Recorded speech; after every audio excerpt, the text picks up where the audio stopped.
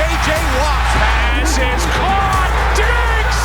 Side the hole! He broke his ankles. Lightning strike from McCaffrey. We're having fun. We get to have fun here. This is what it's all about. Wow. That was a long time without football, wasn't it? That was a long, hard, dire, harsh 2-week period without really anything sort of NFL related. We had some coaching news. The carousel never ends in the NFL with coaching news and coaches being fired, changing teams, etc. But we kind of had a 2-week dead period. Oof. And I'm so glad it's over.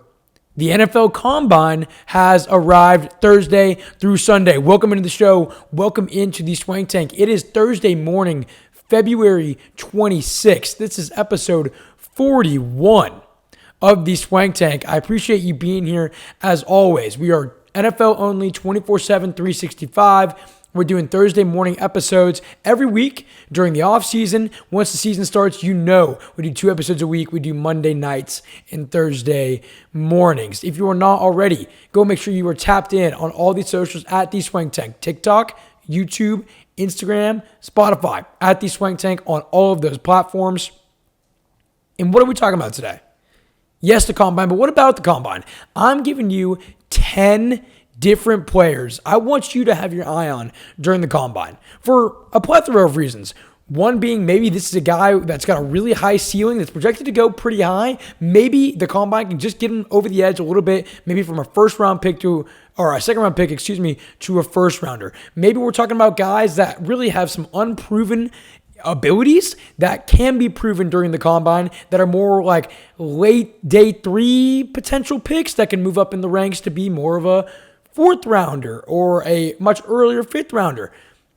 They scale all over. And so I'm going to give you 5 offensive players, 5 defensive players, 10 total for this Combine for you to watch, for you to pay attention to for a lot of different reasons. But it's important to keep your eye on them. Have a little fun with that.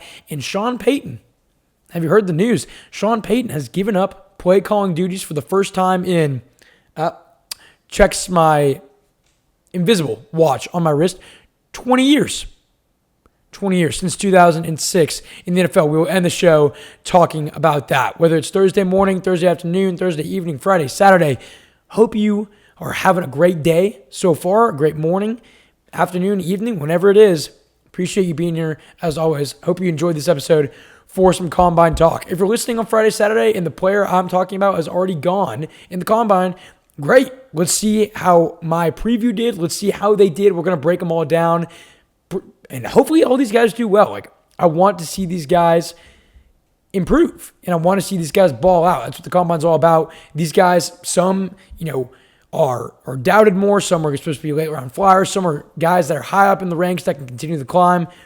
Lots on the table with the NFL Combine. It's where you can really make your name known early in the process and make your name known at a very elite level, of course, is the Combine. Without further ado, let's get it started. Let's go. By the way, I can't forget the Combine date. So I mentioned it was Thursday through Sunday, yes, but it starts 3 Eastern time on Thursday. That is going to be defensive linemen, linebackers, and special teams, so punters and kickers. On Friday, again from 3 to 8, defensive backs and tight ends. They'll be going Saturday, 1 to 8, the one that everybody loves, quarterbacks, wide receivers, and running backs. That is Saturday. Sunday from 1 to 5 p.m. These are all in Eastern time. Just offensive linemen. So that is your Combine schedule. Again, we're doing 5 offensive players, 5 defensive players, 10 players to watch, to keep an eye on during this Combine for a bunch of different reasons. Varies per player.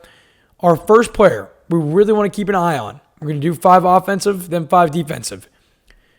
Number 1, Le'Veon Moss, running back out of Texas A&M. This is a player that has a big kind of question mark surrounding him. The main reason around that being injury concerns. He's battled injuries really all 4 years at A&M. He spent his entire collegiate career there. Big ankle/leg injury in 2025. Tore his ACL and MCL in 2024. Has had some lingering other issues as his career's gone along. So injuries with Le'Veon Moss at A&M has been the main kind of factor in his career, in a negative way, of course. Let's go over some of his stats. Had over 900 yards and 10 touchdowns in 2024 in just 9 games. So over a touchdown a game, averaging right around 100 yards a game. Played 7 games in 2025. Had 407 yards and 6 touchdowns in those 7 games. But again, injuries cut his season short in 2024 and 2025. So as you can see from his statistics, I mean, the dude is an end zone machine. Like, he finds the end zone. He finds Payton. That's what he does best. And this is a pure runner. Le'Veon Moss, pure runner coming out of Texas A&M. He does not catch the ball. At least in college, he did not catch the ball basically at all. Really wasn't given many opportunities to catch the ball. He had, check notes, 24 total catches. 24 total catches in 4 total years at A&M. Not 24 last season. 24 total receptions in 4 years at A&M. So this was more of the kind of ground and pound back. He's elusive a little bit. The injuries bring that elusiveness into question a little bit more, right? But he does still have elusiveness, at least from what I've seen from Le'Veon Moss. Again, the injuries are a big concern with him, but good numbers finds Payton when he's active and when he's playing. So given those injuries, he's definitely more of a wild card. And on top of that, like we just mentioned, he, at least in college, was not a pass-catching back. In the NFL, you don't see many backs at a very high elite level that are one-dimensional. More one-dimensional than not, right? Very few running backs, like you look at the top, the best of the best. There's only one instantly that comes to my mind that's a one-dimensional back, Derrick Henry, right? But that's because he's what, like 6'3", 200 and whatever pounds. He's a bowling ball. He's literally a wrecking ball. He's a unit out there. That's why he's not involved in the passing game. For a guy like Le'Veon Moss, he's good stature. He's not some Derrick Henry size, not nearly. So, right, so his versatility can be put a little bit into question, at least with how he was used at A&M. Versatility in question. Can he be, yes, a great runner? We've seen that when healthy, but can he also be an effective pass catcher? In the NFL, don't have to be both, but most of the elites of elite are very much both. Bijan, Saquon, McCaffrey, etc. Right? You get it. So Le'Veon Moss has shown to be a very dynamic player when healthy. So I bring him up because we don't know his full potential. Given the injuries, if he can stay a little bit healthier, maybe we can see that. Maybe he puts together a good combine where he can still show his agility given the injuries. Maybe he's got, some good hands that can be shown at this combine as well that we didn't really see in college. So these are the types of players I want to get out. Ones that are still somewhat unproven. Ones that could be very much unproven, but also maybe not as skilled in certain areas that can maybe shine at the combine. So Le'Veon Moss, running back, Texas A&M, number 1 for me. These aren't ranked. They're just 10 players. First one, Le'Veon Moss, running back out of Texas A&M. Let's see how he does on Saturday. This is fun, man. This is fun. We got some big things in the works. We're working a lot on graphics. If you're watching on YouTube, you're seeing these graphics come across your screen. Working on some big stuff there. Getting a new microphone coming in as well. That's being shipped actually as we speak. Got some big things in the works. And this is fun, man.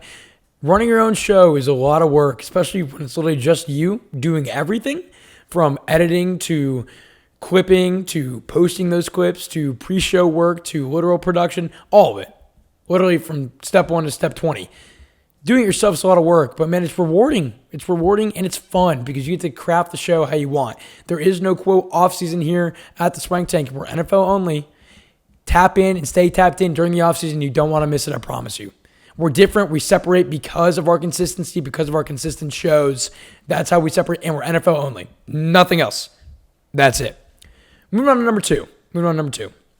Appreciate you guys being here, as always. Growing on YouTube, really, not exponentially, but we're growing slowly but surely, and we're still getting closer to 1,000 followers on Instagram. Off-season start, it's been good. Been a little bit slower in the follow count. Make sure to tap that follow button at the Swank Tank on Instagram. Okay, enough about that. Second player I want you to keep your eye on during this NFL Combine, and he will be on Saturday, I believe, the skill players. Garrett Nussmeier, quarterback out of LSU. Yes, you know the name. I know you know the name. It was a household name going into 2025 in college football. Nussmeier. Why do I have my eye on him? Let's get into it. Played 5 years in college, played all 5 of those seasons at LSU.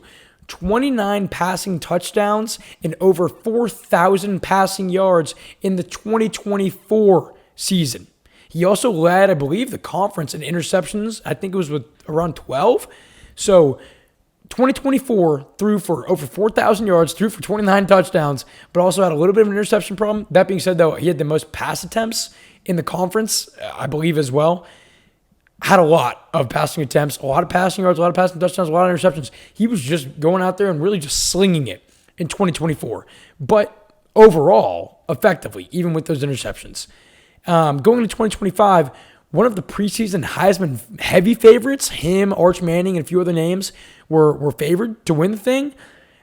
And in 2025, didn't quite have the LSU as a whole, didn't quite have the season they wanted, but Nussmeier really didn't as well. Played 9 games in 2025, had 12 touchdowns to 5 interceptions in 2025. Just the dynamic ability and his big-time playmaking, big-time arm was a little bit minimized in the 2025 season. LSU, again, was just kind of a mess.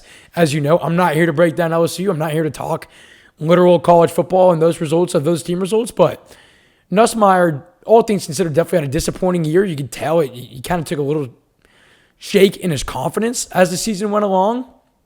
And when we look at a guy like Nussmeier, he is a true pocket passer, right? So we just touched on Le'Veon Moss. In college was a true runner, not a pass-catching back. You look at a guy like Garrett Nussmeier at the quarterback position, he is much more of a true pocket passer than anything else. He's not a guy that's going to be able to scramble 50, 60 yards a game for you. He's not a guy that, that's going to be able to make 2 men miss in the backfield and then go scramble for a first down. Rarely will he do that. Rarely. He can do it, but is that the name of his game? Definitely not, right? He wants to beat you through the air with his arm. That's who Garrett Nussmeier is. And so, given this quarterback class, given his 2024 output versus the 2025 outcome, given how he performed at the Senior Bowl, which was very, very strong, this is a very interesting player to watch in this combine. And again, given this quarterback class, which all things considered being compared to previous years is horrific. You got Mendoza, you got Carson Beck, you got Diego Pavia somewhat up there. I mean, there's a few other guys. I mean, obviously you got Ty Simpson out of Alabama. You got Cade Klubnik from Clemson. I mean, yikes. Realistically, outside of Mendoza, this is a very ugly quarterback class with a lot of unknown. Garrett Nussmeier is one of those guys, but he's also one of those guys that can climb up the ladder given how weak this quarterback class overall is. Can he replicate 2024 LSU Garrett Nussmeier? I mean, that's going to be the main question here. And being more of a pocket passer has its issues in the NFL. You look at a guy, like Tyler Shuck and in the New Orleans Saints, and he's more of a pocket passer, but look at the rookie year he just had. Just because you're more of a true pocket passer doesn't mean you won't have success in the NFL. The game has changed to where you want to be able to be mobile and be able to move around like that, like a Lamar Jackson-esque, a Josh Allen-esque, but there's still true pocket passers out there that not only have very much succeeded in the past, but still are succeeding right now in the current day in the NFL. So, again, played well in the Senior Bowl, could definitely rise up, maybe even be the 3rd, 4th best quarterback in this draft class, meaning could be, a second rounder, a start of the second round type guy. If he goes out there and has a good combine, we'll see how much he does. Again, quarterbacks very much up in the air with how they throw, what they'll do, what they'll run. Whatever he participates in, and he should, right? Because he's still very much relatively unknown and wanting to prove himself. He should be participating in a lot of these things. Keep an eye on Garrett Nussmeier. Played well in the Senior Bowl. Let's see how he does in the Combine. Has some work to do to get up those quarterback ranks, even given the, quote, you can quote me on it, weaker quarterback class. So we'll see how Garrett Nussmeier does in the Combine this weekend. Moving on to our third player to watch during the Combine this weekend. So we did running back, we did quarterback, we're going to wide receiver. We're going to look at Elijah Surratt. wide receiver out of Indiana. You know the name. I know you do because Indiana just won the Natty. This is a big-time name, a big-time playmaker that's maybe not going as high in the draft as you would initially perceive. Let's break it down. So to some, regarded as a potential top 3 wide receiver in the draft, to some more of a mid-round, mid-second round to back-end second round, maybe even sort of third round pick. Kind of going all over the board a little bit, depending on who you're looking at, what mocks you're looking at, all those things, all those factors, right? This kid's a stud. I'm bringing Surratt up specifically because he's kind of all over a few different boards. He's not going to be some late-end third. He'll be gone before then for sure. He's probably looking, if you had to ask me, top end second round, maybe back end first, late, maybe. But this is a player that has room to grow up the ranks at this combine 100%. But he is very skilled and he will be gone most likely in the first 2 rounds. Almost 100%, but nothing guaranteed. 3 seasons played in college, 1 with James Madison, 2 with Indiana, followed Kurt Cignetti over to Indiana from James Madison. And like I said, he's been a stud all 3 years in college. Over 800 yards in each of his 3 years in college, 200 total career receptions in college in those 3 years, 32 total touchdowns. That's the stat you love. He finds pay dirt. That's what he does. He is an end zone scoring threat. That's who Elijah Surratt is. 32 touchdowns in 3 seasons in college. He is a ball magnet in the red zone, in the end zone. But he's also explosive at the same time. He can get, he can kind of lose a little bit of speed, a little bit of his dynamic ability in that deep ball, but he's very good when going up for a contested ball, contested grabs. He's good when contested. He's physical too. He's got good frame. He's a physical player. In 2025 alone, he had 15 touchdowns in those 14 games played with Indiana. Like I said, physical and big frame. You hear it in the name. And he's a freaking national champion. Elijah Surratt. That's a guy that's going to go up and grab that ball, grab that contested pass in the end zone. Be that type of physical player you want on your franchise who can really establish himself as a wide receiver one pretty close to out the gates from this draft. So maybe a year or 2, and then he's your guy. He could be your guy. I mean, he's got a lot of upside. He's got solid speed. We already mentioned his frame and his physicality. Solid speed, but can improve in that aspect this weekend, right? So good speed, not great speed. It's maybe something he lacks just a little bit in Surratt's game. Can potentially be a first-round pick. But this wide receiver class is loaded. It's loaded. And it's not loaded with maybe the top elite names like you're used to hearing, right? Like a Ted McMillan. Oh, super top. In those type of studs, right? But this wide receiver class is deep. I can tell you that. It's got Tate from Ohio State, Lemon from USC, Tyson from Arizona State, Boston, Concepcion, and more. Those are just 5 that are right now probably right around, if not further ahead than Surratt in draft rankings. Rankings don't necessarily mean everything. Teams like different players in different ranks. It's just always how it goes. Teams reach, teams don't. A guy like Elijah Surratt, if he performs well at the combine, maybe shows off a little bit more of that speed if he runs to 40, can definitely go from a first-tier second-rounder to a back-end first-rounder. So keep your eye out for Surratt. He's damn talented. He's physical, which is what I love about him. And the dude's just a straight-up baller. Can find the end zone, has obviously 32 times in his collegiate career, end zone target that can go up and snatch it for you. Watch out for Surratt this weekend. All right, our 4th player to watch in the combine or fall during the combine or after, however you want to review it, Oscar Delp, tight end from Georgia. Maybe a name you've heard, probably a name you don't fully know. More of a, at least comparative to the other 3 players we already mentioned, of an underground-ish name, but at one of the biggest and best programs in college football. Delp, tight end, Georgia. Played all 4 years at Georgia. Never was really used in the passing game at all, which makes things for him very interesting. That's why we bring him up. You go to a school like Georgia, right? And your name's going to be out there. Your name's going to be known. But when you look at a guy like Delp, and again, Georgia's had a lot of tight ends go through there that have gone on to the NFL and had success, wide receivers that have gone and had success. They're like skill player U over there in Georgia. Really every position U, let's be real.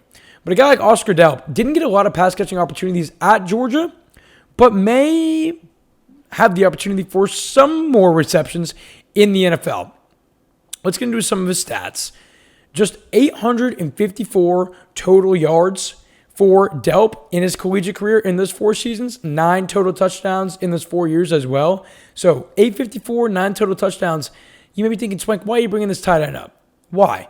Because he's a really good pass blocker. He's a very good run blocker. He's just overall a really good blocker on the line for you. If given more pass catching opportunities, this could be an NFL starter. Delp is a very consistent, solid player. He's tough, and he's got really good technique, and he's 6'5". Okay? So he's played all 4 years at Georgia under Kirby Smart.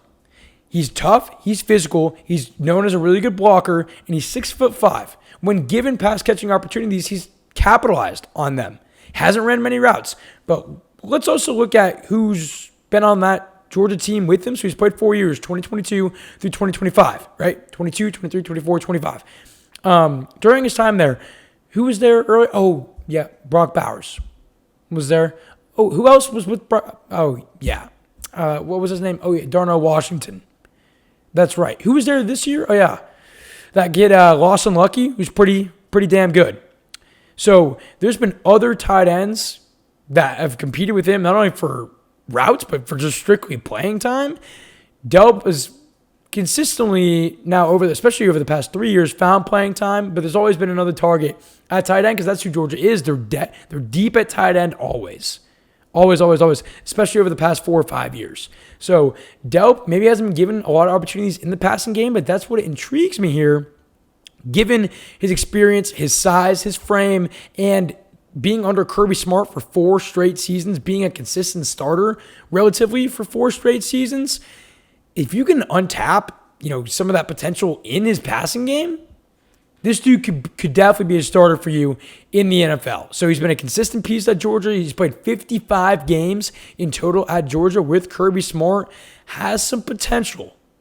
Very, very much. That intrigues me. Keep an eye on him here. We can review later in the week after he's done with this combine how he's done. But if he can show off some of those hands, some of that, off-the-line quickness in the passing game, it's like a roller coaster.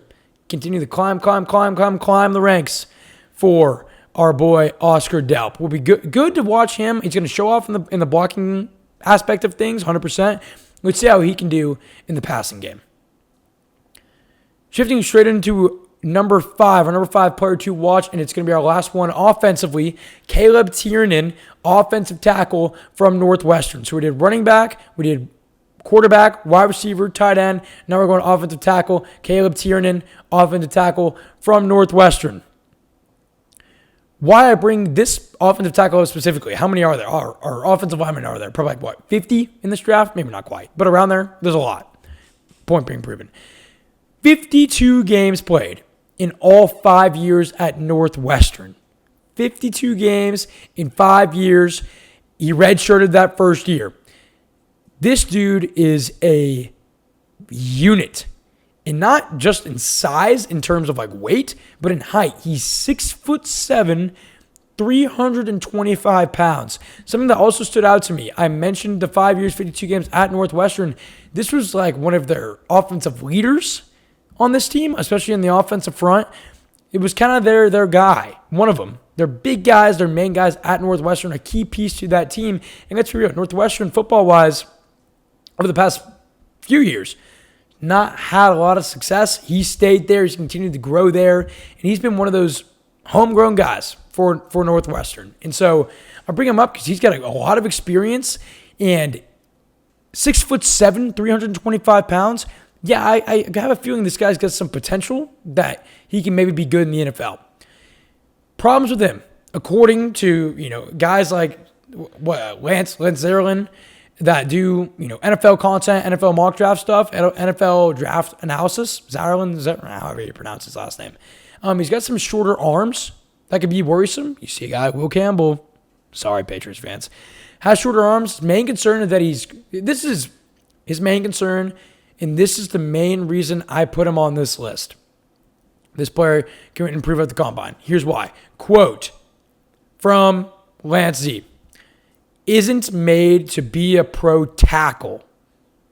So, according to Lance, again, big NFL draft mock draft guy, not made to be a pro tackle. So it seems like he's going to be put on the inside, even though majority of his college career he played outside and played offensive tackle. Supposedly he had trouble on the edge. So moving him to the inside potentially, that's why I brought him up, is because maybe at the combine he can prove that he can be a little bit quicker on the edges. Maybe he can prove that shorter arm length isn't as big as an issue, so he can continue to play tackle.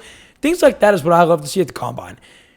Every player has a weakness, and these scouts obviously that are there know what a lot of these players' weaknesses are, of course. So it's cool to see these players go out and try to prove these scouts and everybody else wrong about what they think they know about them. With a guy like Tiernan, it's his arms and it's his, quote, inability to maybe play tackle at the pro level. But he's 6'7", he's got a ton of experience, and he is a solid player. A little bit raw, again, has a little trouble on the edges. But this is why we bring up players like this. I want to see this guy go out there and prove guys like Lance wrong, potentially, with the downsides he said, right? With the short arms, with I don't know if he can play tackle, etc. With a good combine, like anybody else, he can 100% climb up the ranks. Homegrown Northwestern kid, I say homegrown as in he never left Northwestern for 5 years. A lot of experience, huge guy at 6'7". Let's see if Tiernan can climb up the ranks just a little bit. And those were our 5 offensive players to watch in the combine. Let's shift over to defensive players. Let's do it. All right, our number 6 player to watch and our first defensive player to watch for the NFL 2026 Combine. LT Overton, edge from Alabama. 4 seasons in college, 2 at A&M, and 2 at Alabama. 2 premier programs in the college football world. 49 total games played, coming off his best season in 2025 with 42 tackles and 4 sacks in 13 games. So very interesting player. Those are some stats for you, but very interesting player. Here's mainly why. And here's really why I spotlight Overton.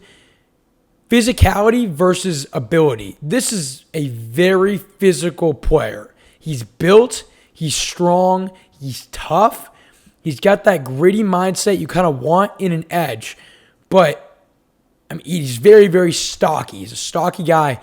For Overton, it's more about the agility and the ability aspect rather than anything else, not the physicality, not the size. Really just taking that size and adding some quickness to it is kind of Overton's kryptonite in a sense, or what he really needs to work on and improve on to improve his draft stock. This is a big kid, man. Big edge, 6'5", 278 pounds. Again, plays with a lot of physicality, can absolutely bruise you, can truck you over, can move you out of the way. Those are his strengths. On the edge, plays very physical, but speed and versatility is a big issue for him. In this combine, again, some players opt to do certain things, and I can't go through all X amount of players and see who's doing what and what not. Assuming he's doing a majority of the drills at the combine, Overton has a great chance to show off maybe some more speed than what he showed off at Bama and A&M. Maybe show off some more agility, some agileness that wasn't seen in college on tape. So Overton's a guy that I think will go out there and knock off some heads for you. Granted, he played for freaking Bama and A&M. Those are 2 very physical, elite SEC college programs for football. And Overton's got that mentality you want. He's got the physical attributes you want in terms of build and muscle, all those things. But can he be more versatile? Can he potentially, not all edges do this, drop back in a few pass protections when needed to? Can he be agile enough to set the edge, but then also go and make a move further down the field, right? That's where Overton's questions come into play. And there's a chance they move him inside a bit in the NFL as well. Maybe play a little bit more interior D-line, maybe a move like that. There's a chance of that, so that's another reason I'm spotlighting him. If he can prove at the combine he's a bit speedier and a little bit more agile, can maybe move up a decent bit. This is a stocky player. Very interesting to see how a player like Overton succeeds in the NFL. I mean, team and how he's used have a majority to do with this. But if he can prove a little bit more of that agileness and that ability to, get out, maybe make some more plays in open space and get up into that space, maybe he can move up the ranks. So keep an eye out for Overton, edge from Bama and A&M. Got a good amount of college experience. Not great numbers, but he's a big, big dude. I think he's got some untapped potential, 100%. These next two guys will be my favorite to watch probably in this 2026 Combine. We'll see how they do. Dominique Orange, defensive tackle, Iowa State. You see the graphics on screen if you're watching on YouTube. By the way, go check out the graphics. If you're listening on Spotify, go check out the YouTube. We got some good graphics going up there for you. A lot of hard work put into those. Go check those out. Dominique Orange, defensive tackle from Iowa State. All 4 seasons played in college were at Iowa State. 50 games played in 4 seasons with the Cyclones. This man is a unit. He takes up a lot of space. That is his build, and that is his goal, is to literally be a sponge and take up a lot of damn space. He's 6'4", 325 pounds. He's built essentially like an offensive lineman. He is a pure interior defensive lineman. That is who Dominique Orange is. And if you saw the stats on the the YouTube, the visual version, you're looking at the 1 career sack in 50 games. So I told you he played 50 games. He has 1 career sack at Iowa State in 50 games played. And so at this point, you're probably saying, Swank, why him? Why are you spotlighting a guy like Orange on the show on this Thursday morning? Or just on the show for episode 41? Because he is a certified run stopper. He is a run clogger. He is there literally to take up space. And those guys are sometimes my favorite players in the league. He's got great instincts for his size. He's got great reaction time for his size. He can shed blocks when needed. He is there purely to stop the run. Think of it like a Will Fork-esque, just a little bit smaller. That's who this guy is. And some teams, and I'm thinking of my Texans especially, need a guy like that so badly. A guy that can shed the block when needed, but is really there purely to stop the run. With a team like the Houston Texans, and maybe this is a good place for him to go, Orange, you look at the Houston Texans, you have Hunter, you have Anderson. You don't need more pass rushers. Obviously, you like guys to get after the quarterback. The Texans, one of their biggest needs is interior defensive line and a guy just there to freaking take up space and absorb you when you try to run by him. That's who Dominique Orange is. And if it's Dominic, sorry if I'm mispronouncing that, but Dominique Orange, however you pronounce it, Orange is a guy that will stop the run for you. Again, 1 sack in 50 career games at Iowa State. And teams nowadays, they want the, uber elite pass rusher that's flashy and that has the speed. And that's the big crave right now in the NFL. And it has been for the past few years. When you look at a guy like Orange from Iowa State, he can be just as valuable as some of those flashy, speedy, quick edge rushers that get after the quarterback. He can be just as valuable as those guys, just in an inverted way, literally containing the interior gaps of those running lines in that running game.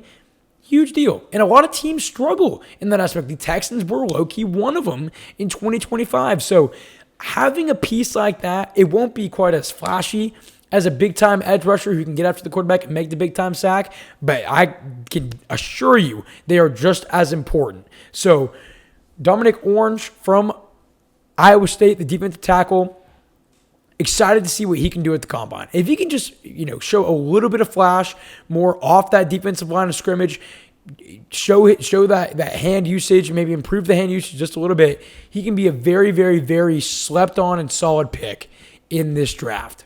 A lot of teams need a guy like that without even really knowing it. A lot of teams take guys like that for granted. Orange is a guy to keep your eye on in the combine. Maybe he can show off a little bit more mobility up the field. Maybe he can use his hands a little bit more. Can climb up the ranks. Keep an eye on Orange from Iowa State in the combine this year. Time to talk about my boy. My boy, linebacker from Oklahoma, Owen Heineke. All 3 years at OU and played in all 39 games for Oklahoma in those 3 years as well, I believe. Played lacrosse at Ohio State his freshman year. Transferred to Oklahoma his sophomore year. Played 3 seasons at OU. Has now been invited to the combine. This was a player really in his first 2 years with the Sooners, more of a special teams, very much a role player type of player. Owen has really expanded his game in his final year, in his final season at Oklahoma, and it's been really, really, really fun to watch. He had 74 tackles and 3 sacks in 2025, along with 12 total tackles for loss. The reason this is my boy, I grew up with Owen. Owen is the man. I grew up with him in Houston. We played football together, for several years, and it's just so awesome to see. We're good family friends, and this kid has a motor like I have never seen before. His main criticism, maybe to some, obviously not to me, to some is, quote, his size. Maybe he's a little bit undersized, playing linebacker. And I put air quotes around undersized because, yeah, he might be the slightest bit, but his motor is unmatched. His mindset is unmatched. His work ethic is unmatched. I can promise you that. So put whatever, main issue you think you have with him in regards to size, put that aside, because everything else around this kid can absolutely null that and surpass those worries regarding that. So this kid's, he's special, man. This is a special talent. And I'm so excited to watch him at the combine because he's special. Like, he really is. In his path and how he's come up the ranks at Oklahoma, how he's proven to be more of a starter in his final year at OU, gets invited to the Senior Bowl, gets invited to the combine. This is a talented player. Owen Heineke, keep your eye on him in the combine. Excited to see him ball out. Really, really excited to see him ball out because his potential, you haven't even seen it yet. Haven't even seen it yet at all. And he's a phenomenal player with great demeanor and great grit. And he's an even better human being. He's a phenomenal player with a great story. He's an even better human. I can promise you that. So, again, great mindset, great grit, got a lot of heart. And he's that type of player you want to go die for out there on the field. He's the type of player in the locker room that can really lead you, can really bring a team together. Along with that, he can be a really great core special teams player, played a lot of special teams at Oklahoma. So he can be kind of like a Brennan Schooler type of vibe with New England, one of the best special teams players in the NFL. I believe also plays linebacker. Can play linebacker for you, still has a lot of potential to maybe move up the ranks at linebacker, maybe be a starter for you as well in the NFL, but also can be definitely, from the start, a very, very strong and solid special teams player for you. So really excited to go see Owen ball out at the combine. Going to be great to see. Again, great player, better human being. And, maybe I'll reach out to him for an interview, maybe in the coming months, if he's got the time, of course. So Owen Heineke, we'll see how he does at the combine. Cannot wait to go watch this kid ball. It's going to be fun to watch. My 9th player for you to watch. Again, we're sticking with defense here. We did edge, we did interior D-line, we did linebacker. Let's go to cornerback here. Julian Neal, cornerback from Arkansas. And we're mentioning this kid because he's a little bit of a late bloomer. And we'll get into what I mean by that. 4 years at Fresno State, 1 year at Arkansas. So spent 4 years at Fresno State, then comes over to Arkansas, gets 1 year of SEC experience under his belt, but has 5 total in college as well. Just had his best season in 2025 and didn't play much in his first 2 years in college. So of the 5, didn't play much in the first 2, only had the 1 year in the power, I shouldn't say, well, yeah, in the Power 5 kind of, but really, at an elite level in SEC football. Fresno State, don't get me wrong, good football school. Not bashing it whatsoever. There's a little bit of a difference between Arkansas and Fresno State, though. Let's be real. We all know it. So a little bit of a late bloomer in terms of experience in college. 2 interceptions in back-to-back years in 2024 and 2025. Has the attributes of a press corner with size, strength, and length. This is a kid who has the build to be elite, to be an elite press, up-in-your-face type of corner. He's got the size, a little bit of the speed, but really has the size, the length, that strength that a pro corner needs at a high level. So he's exciting to me because, one, he's a late bloomer, which makes things a little bit interesting. Late bloomer in terms of hasn't had a lot of success early in his career, didn't get a lot of playing time, but in the one season in the SEC, played really well, has continued to improve year after year after really not playing much at the start. Along with that, he has the physical attributes to maybe be a really, really good player. Where he lacks, he's a little bit raw. His overall technique, that's like his big issue. But that's really it with him. So, they're mocking him right now to maybe be more of like a special teams guy, a good backup. Given his stature, though, and given, that one year in the SEC at Arkansas last season was his best season, but it was also definitely like a maturity season, I'm sure, an experience season that, yes, 4 years at Fresno State is really solid and really great, but I bet you that 1 year of experience at an SEC school like Arkansas playing against that top-tier competition really helped this kid out. So I'm excited to see what he can do. It seems like he's continuing to grow and grow and grow. Again, he's got that frame and that image that you want of your up in your face, I'll push you around type of corner. Excited to see his potential because I think there's a lot there that maybe can be tapped into more, and the combine is a perfect place to show that off. So the ceiling's pretty high with this kid, given the way he's built, given some of the attributes he has. Can he fix some of those raw issues, some of the form issues? Time will tell, and the NFL obviously is the place for that, especially your rookie year. But a good combine can propel this young man 100%.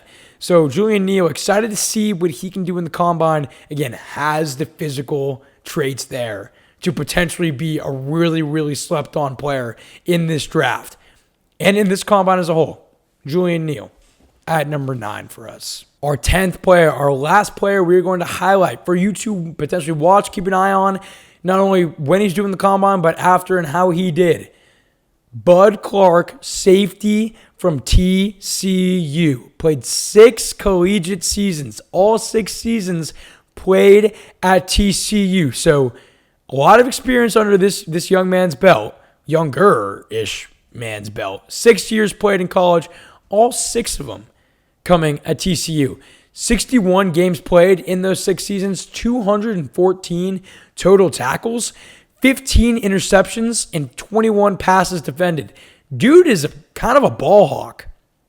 This Bud Clark from TCU, safety, is a ball hawk. That's what he does. He's kind of a baller in terms of he likes to trust his instincts, likes to trust his own skills. In doing that, sometimes, yes, he can get burnt. So sometimes he can be a little too raw, play a little too loose in terms of his athletic ability. But those are the type of players that are fun to watch. It reminds me a little bit of a Jalen Petrie-esque player in terms of the physicality and in terms of being that kind of ball magnet. 214 tackles in 6 seasons, has a ton of experience under his belt, is a physical player, and can track the ball down very, very well. I think Jalen Petrie might be a little bit more talented coming out of college, but I think the comp is honestly pretty close in terms of ability, in terms of play style for Bud Clark here from TCU.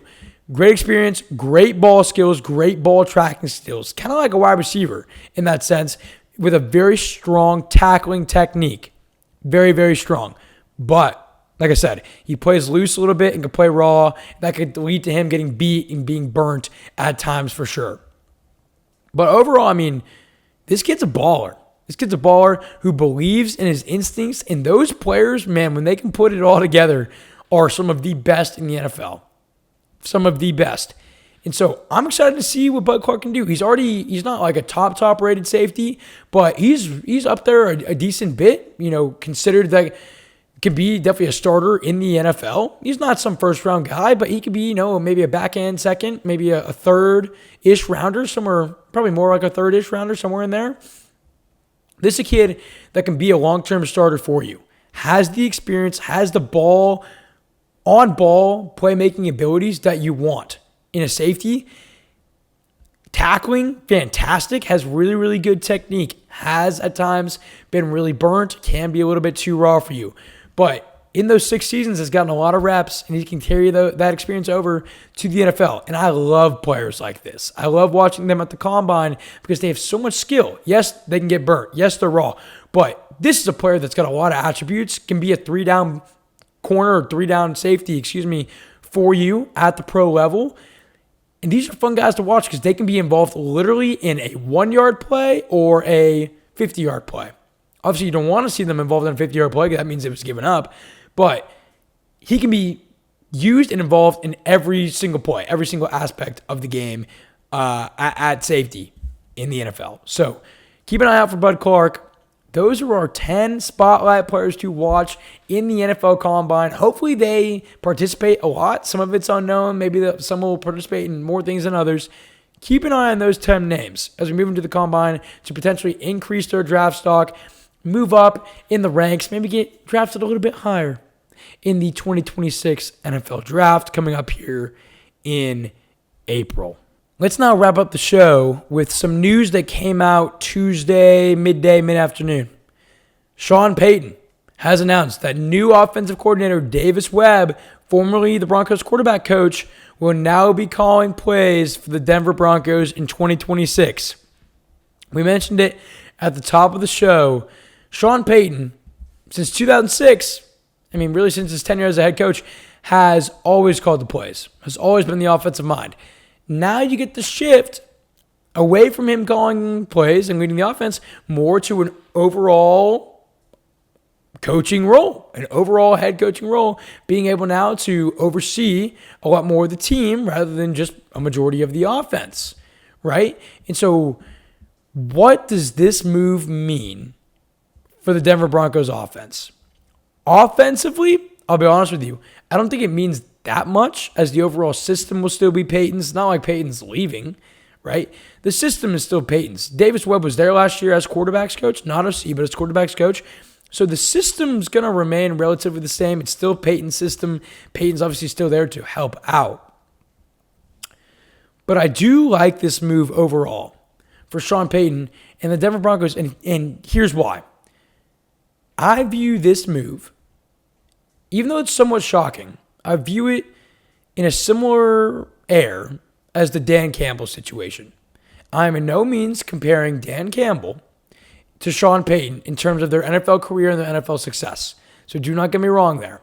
Or do not hear me wrong, I should say. But there are similarities in their game. When you think of Sean Payton, you think of Dan Campbell, you think of physical guys who, they bring that physicality every day, not only to their team, but to the locker room and to the media. You can feel it. They like the grit. They like the punch. Kind of more of an old school headed type of coach, right? And coaches like that, to me, they bring the intensity. They bring that grit to the locker room. Those are guys you want to go out there and on the field and play for and die for. Sean Payton is that type of coach, and I think this could be good for him, just like it's good for Dan Campbell to no longer have play calling duties. Dan Campbell, this past season, the Lions missed the playoffs, people. You remember that. The Lions missed the playoffs. And that could be attributed to a few different things. Yes, they lost their OC in DC, had to make some changes there. In part being that Dan Campbell then took over play calling abilities and couldn't really focus on big picture things. Dan Campbell's at his best when he is head coach, not offensive coordinator and head coach. Why is he at his best when he's not calling plays? Why is Dan Campbell at his best when he's not calling plays? Because Dan Campbell is meant to be the leader of this team. When you have to call plays on top of being head coach as a whole, for specific coaches, it can be too much. For specific coaches that really want to lead their team or these gritty type of hard-nosed coaches, I think it's definitely best for a majority of them, Sean Payton included, to step away from play calling and focus more on the big picture, full team tasks and things at hand. So big picture wise, I think it's great that Sean Payton's giving up the play calling. Allows him to focus more on big picture problems or big picture focuses for the Denver Broncos as a team, as a whole in 2026. So it reminds me of Dan Campbell because Dan Campbell needed to not call plays in 2026. That was evident. They went and hired Drew Petzing to be offensive coordinator. I don't care who the hell they brought in to be OC for Detroit. As long as somebody's calling the plays and it's not Campbell, it's a success in my eyes. Sean Payton in kind of follows that same light. For me on this show, follows that same type of vibe to where he can now focus on the team as a whole. He's a leader.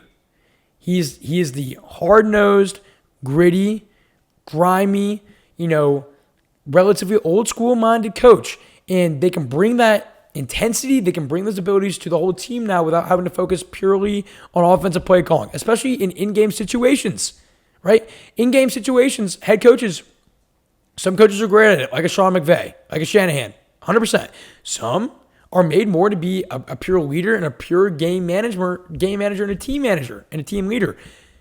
I think Sean Payton will benefit from this. The system's not leaving. I think Sean Payton will now have more time, more abilities to focus on other aspects on the Denver Broncos for the Denver Broncos in 2026. So I like the move. It's a little bit shocking, but I like the move, and it's going to be a little bit of a change. But to me, I think it's going to be a good change. And that wraps up our show.